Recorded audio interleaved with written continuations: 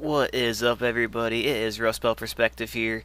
Today is Friday, November 4th, 2023, and today we're going to be taking a look at the uh, 2023 governor races we have coming up next Tuesday.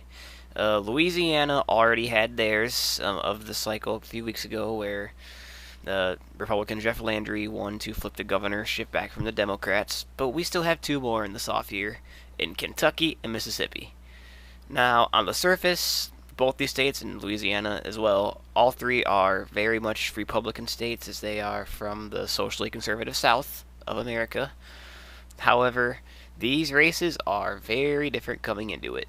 With the Kentucky, you have incumbent Andy Beshear, of course, a Democrat in a far red state, and then you have Tate Reeves, an incumbent Republican governor in a deep red state as well. And both of these governors have very different paths as they both seek re-election. John Bel Edwards, as you can see, was term limited. He won't spend too much time talking about him, but I will say he was a popular conservative Democrat in the state, appealed to the bipartisanship. He he served 2 terms as their governor, but is looking to give it up. That's all I'll really talk about with them. Excuse me. But then Tate Reeves and Andy Beshear, both seeking their second terms respectively. And you see, in 2019, former Governor Bevin of Kentucky was super unpopular coming into his re-election bid, and with how unpopular he was, Andy Beshear was able to swoop in there and very narrowly win election to his first term as governor of Kentucky. In Mississippi, it was an open race as the previous governor was not rerunning, and Tate Reeves, he won by 5 points in the deep red state. Because governor, you got to remember, state level elections with the governors and federal elections are different. With the federal elections, it's more about the national mood. With these governor elections, it's more about who's running and how do they appeal to the state individually. So, coming into this one in Kentucky, Andy Beshear is being challenged by Daniel Cameron, the Republican Attorney General of the state. Daniel Cameron does have the endorsement of Donald Trump, the former Republican president, who still has a strong kingpin on this party. But Andy Beshear, he's very popular in the state of Kentucky. He has popularly served through 1 term, and he is very competitive in this deep red state, despite the fact that he is a Democrat. Daniel Cameron, he had a pretty easy path to getting to where he is at. He had the Trump endorsement, which of course goes a long way. Kelly Craft, she had some endorsement herself, but she ultimately did not stack up well against Daniel Cameron in the primary. And that was about it for serious challengers. You see that Daniel Cameron soundly won. Kraft didn't even come in second place. So it calls for ditching the election because Cameron clearly does have some significant Republican support, both at the state of Kentucky and at the federal level in the deep red state. And Beshear, of course, a popular Democrat. It is a very competitive election. That being said, Beshear, it's crazy how popular he is. You look here at Kentucky specifically, he is winning the polls here. Now, in the Beshear backed poll, he wins by 8, and there's some Republican funded polls where where Beshear is winning by single digits, but then in a generic poll by Emerson College, a very reliable source that you might know from my previous videos that I like Emerson College, Beshear crushes Cameron by 16 points in a non-biased poll. The last non-biased poll before that, all the way back in June of this year, Beshear wins by 10. So the polls, they are big in Beshear's favor, and it's not just that. If you compare this to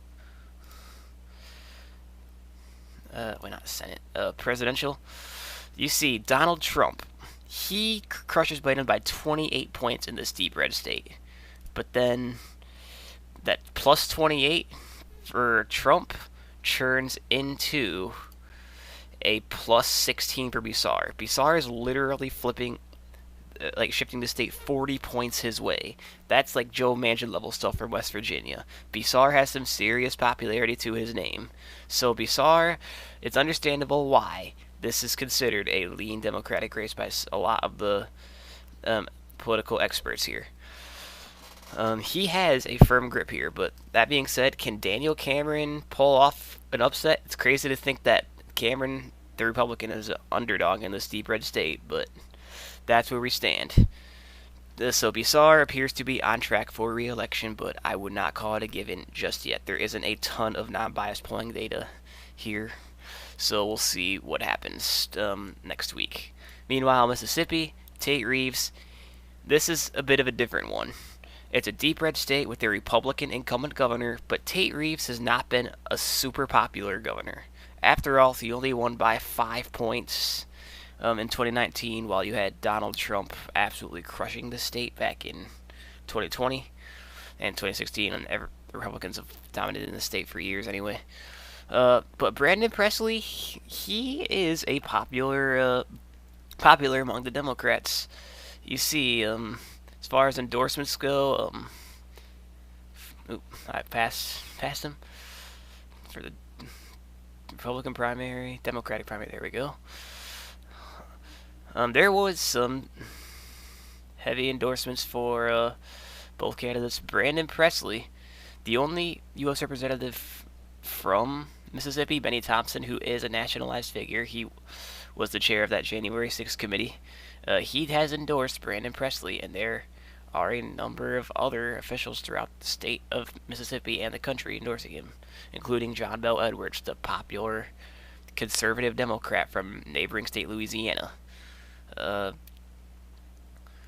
then Reeves does have the Trump endorsement, which could help. The Trump effect has proven to be powerful at times. It has proven to be costly at times. So Reeves is the favorite to win here, but Brandon Presley is at least knocking on the door. He has polled somewhat close in polls. You see, the Presley-backed poll, it's even and then +1, and then non-biased ones it's +8, +11. So Reeves definitely has the upper hand as the incumbent in the deep red state, but this is not an overwhelming lead for him by any means. You can totally see why Reeves is the front runner with everything he has going for him, and he is still polling by +8, +11, but he still is nowhere near successful that most other Republicans are here statewide.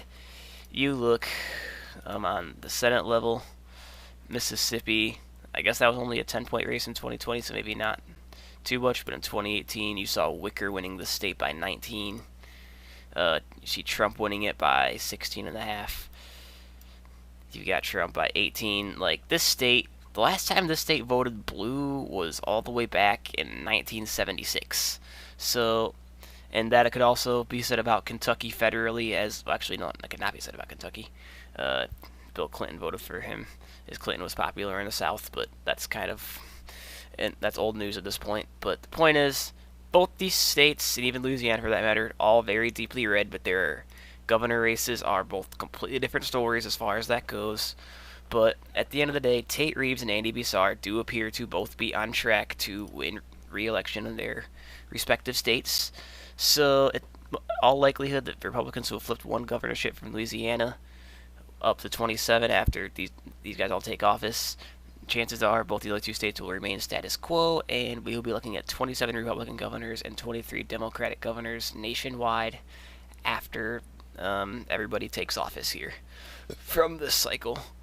So, not a whole lot to it, but with the governor race coming up, this is a topic I wanted to discuss. So, if you have anything to comment down below, please feel free to share. Please like for more, subscribe for more. Join my Discord server if you're not already. This is Rust Belt Perspective signing out.